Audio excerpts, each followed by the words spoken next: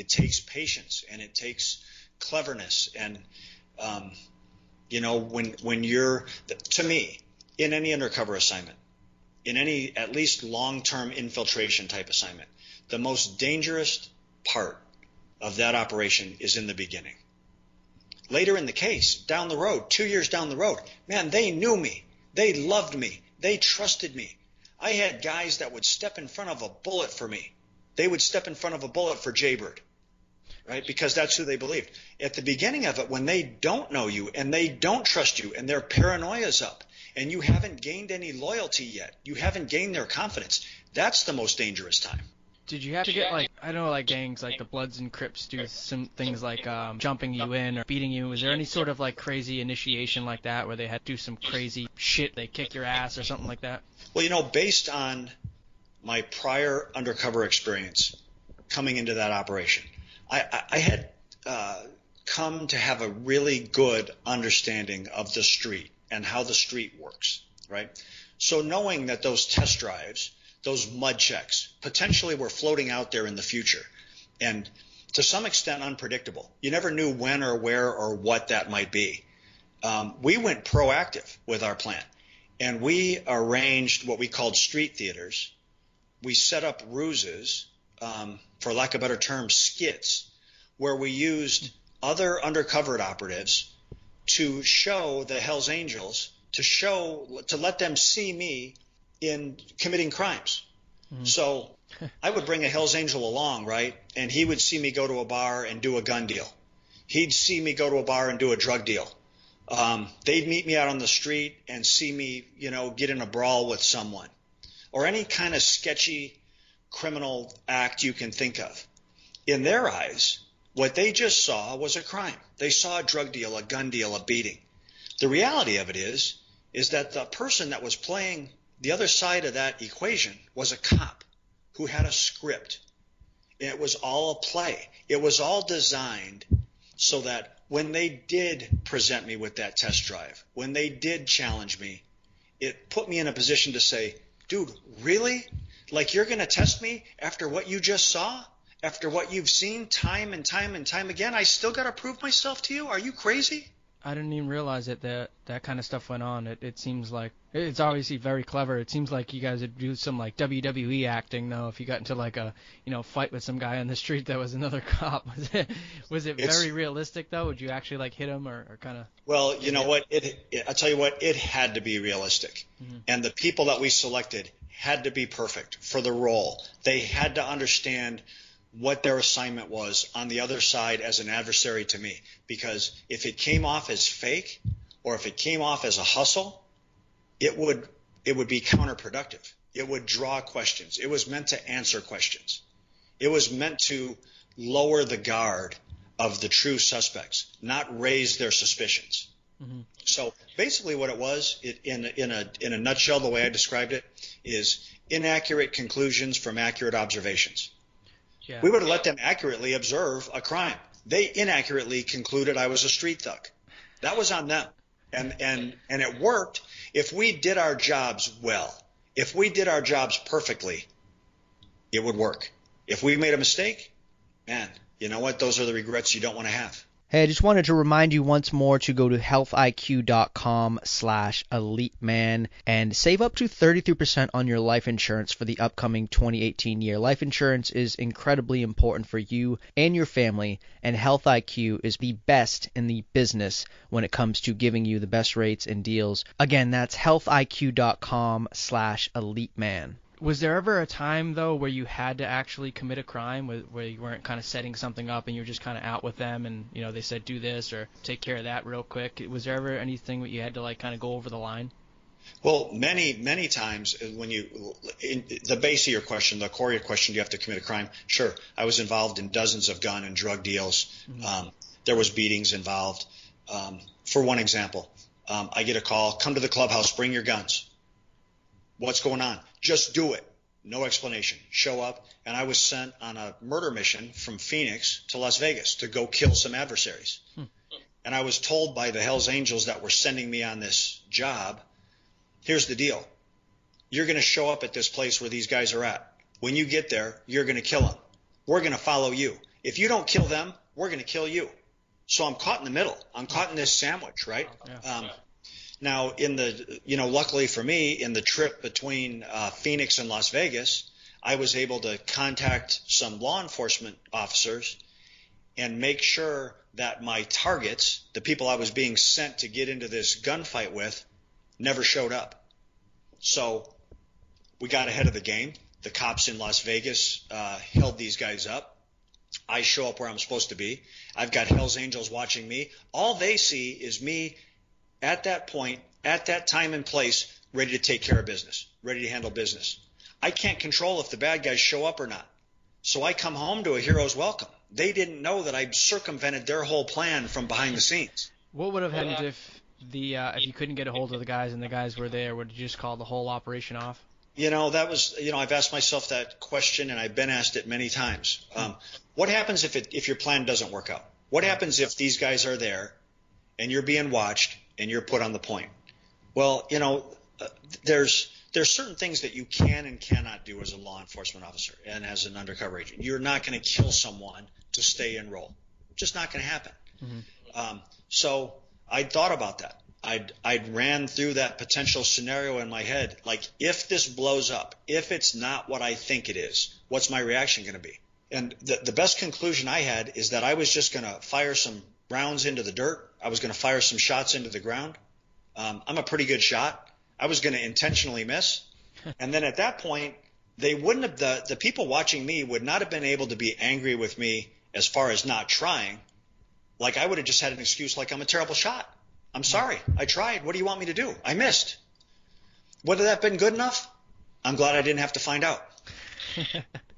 Yeah, no shit. That is definitely a hairy situation to be in if that kind of unfolded. But yeah, what are some of the other skills, mental skills, emotional skills that you've had to develop over the years to be effective in this role? What is the training like to be a successful undercover officer? Is it sort of like, a psychology thing? Is it like a, developmental thing? Is it more of like, just kind of being street smart? What are some of the, operative skills you must have? Yeah, I think you definitely, like, what comes first or second or third or fifth, I don't know.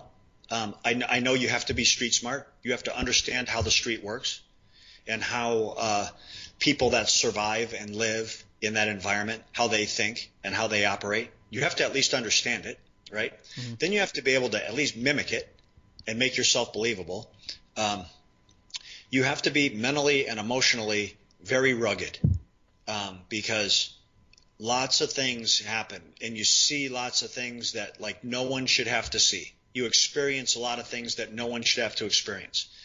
You have to be physically tough. It's just physically the wear and tear of doing that job.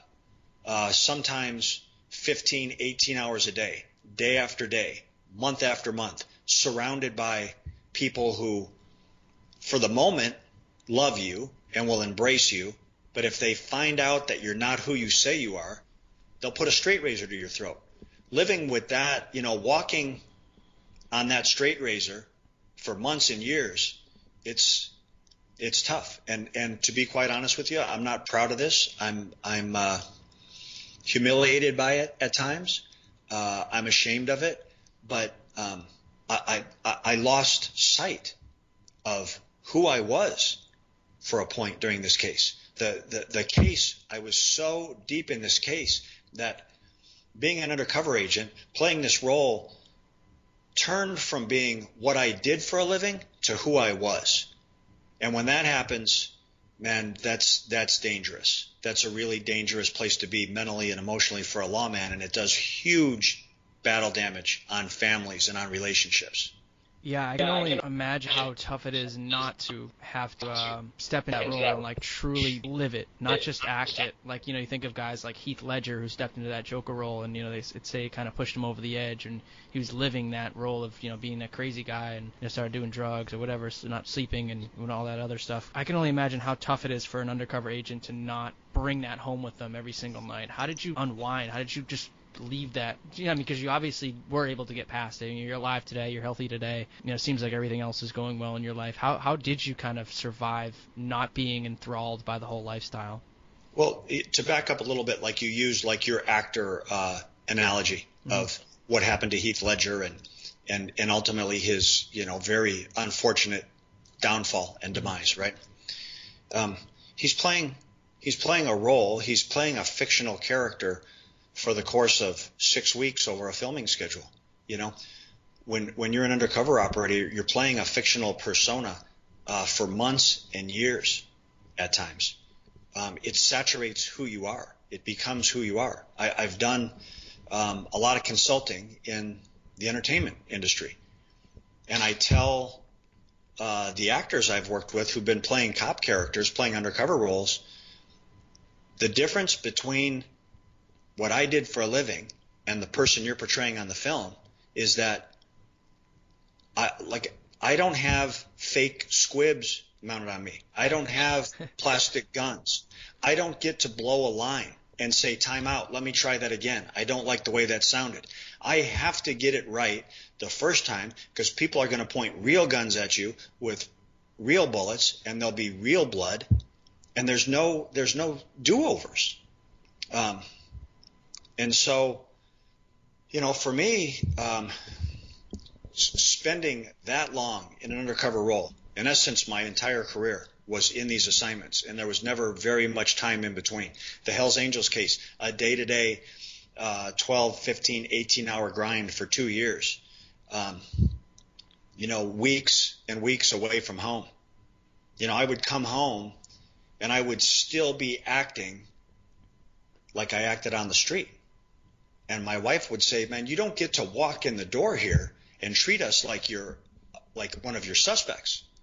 And then my reaction, my self-defense, self-protection reaction was, I'm not a light switch. I can't turn this on and off. People that do what I do for a living, that treat it like a hobby, end up dead. I have to be all in. I'm not a light switch. And then her reaction in this family argument was like, well, you better install a damn dimmer switch and turn that down when you come home, because that ain't flying here. Yeah. How did it affect your marriage and your family life? Was there a lot of struggle or stress during that time? Brutal, because my family was trying to support me for many reasons, the right reasons, for the greater good reasons, right? But they were trying to support me on a personal level because they knew I loved it. They knew I loved what I was doing. I was passionate about it. I was excited to go to work every day. Even on the bad days, I was excited to go to work. And part of the humiliating element of this story is that, to be quite honest, I don't take any pride in this. I don't like telling this story to people I don't know, is that there was a point in time where I abandoned my family in exchange for my work on the investigation. Man, that's a shameful thing to say about yourself. It's an embarrassing thing to say about yourself. But I did. I own it. I don't make excuses for it. I don't blame anybody else. I made my choices. And I've spent, every day since trying to recover from it. Was it during this Angels investigation in particular that you sort of think you abandoned the family, or was it just maybe towards like the tail end of your 27 tenure? As an undercover operative, when you are presented with the break-even choice of being with your family or being at home versus being with murderers and rapists and drug dealers and gun runners out on the street, and you choose the street, that's not good. Yeah. And I was doing that time and time and time again. And not for the wrong reasons. I felt that like every minute, every second that I was outside the presence of the suspects, I was missing something. I was going to miss observing, hearing, seeing, doing something that was going to make our case better.